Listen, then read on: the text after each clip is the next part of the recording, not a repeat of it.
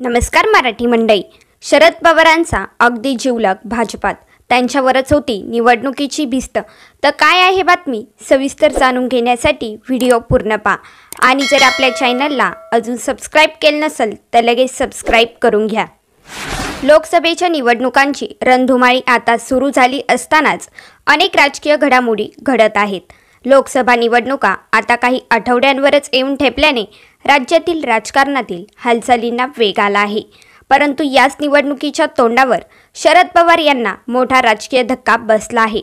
राष्ट्रवादीचे ज्येष्ठ नेते शरद पवार यांच्या जवळचा असणारा नेता अर्थात एकनाथ खडसे भाजपात जाण्यावर शिक्कामोर्तब झाले आहे. ऑक्टोबर 2020ला विशेषतः देवेंद्र फडणवीस यांच्यावर आरोप करत ते राष्ट्रवादीत आले होते व राष्ट्रवादीने त्यांना विधान परिषदेवर आमदार केले होते.